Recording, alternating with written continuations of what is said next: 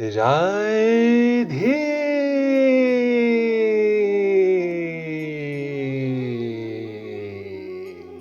राधे।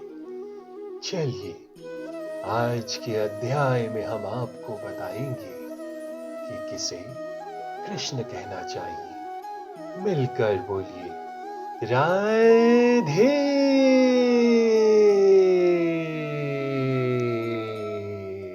राधे। मैं ही कर्म कांड, मैं ही यज्ञ, पितरों को दिए जाने वाला तर्पण, औषधि, दिव्य ध्वनि, घी, अग्नि तथा आहुति हूँ। ज्योतिष्ठोम नामक वैदिक यज्ञ भी कृष्ण है। स्मृति में वर्णित महायज्ञ भी वही है। पितृलोक को अर्पित तर्पण या पितृलोक को प्रसन्न करने के लिए किया गया यज्ञ, जिसे घृत रूप में एक प्रकार की औषधि माना जाता है, वो भी कृष्ण ही है। इस संबंध में जिन मंत्रों का उच्चारण किया जाता है वे भी कृष्ण है। यज्ञों में आहुति के लिए प्रयुक्त होने वाली दुग्ध से बनी अनेक वस्तुएं भी कृष्ण है।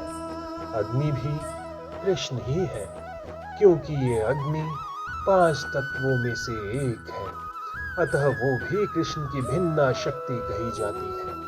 दूसरे शब्दों में, वेदों के कर्म कांड भाग में प्रतिपादित वैदिक यज्ञ भी पूर्ण रूप से कृष्ण है। अथवा ये कह सकते हैं कि जो लोग कृष्ण की भक्ति में लगे हुए हैं, उनके लिए ये समझना चाहिए कि उन्होंने सारे वेद विहित यज्ञ संपन्न कर लिए हैं। राधे राधे। मैं इस ब्रह्मांड का पिता, माता, आश्रय तथा पितामह हूँ। मैं ये जानने योग्य शुद्धिकर्ता तथा ओंकार हूँ। मैं ऋग्वेद, सामवेद तथा यजुर्वेद भी हूँ। सारे चराचर विराट जगत की अभिव्यक्ति कृष्ण की शक्ति के विभिन्न कार्यकलापों से होती है। इस भौतिक जगत में हम विभिन्न जीवों के साथ तरह तरह के संबंध स्थापित करते हैं, जो कृष्ण की शक्ति के अतिरिक्त अन्य कुछ नहीं है।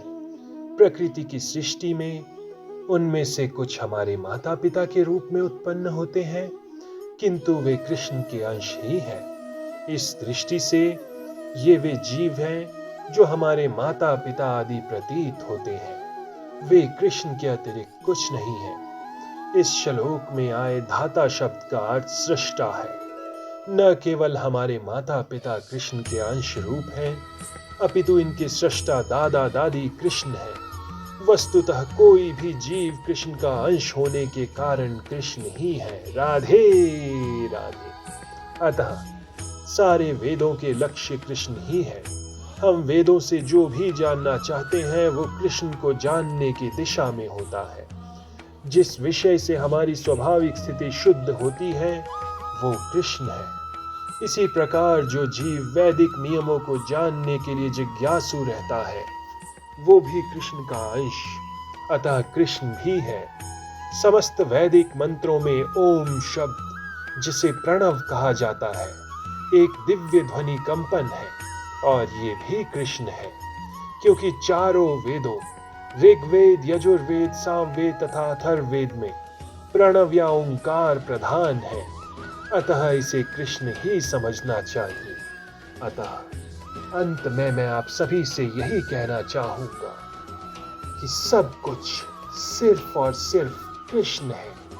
इसीलिए मिलकर बोलिए, हरे कृष्णा कृष्णा कृष्ण हरे हरे, हरे राम राम राम हरे हरे। राधे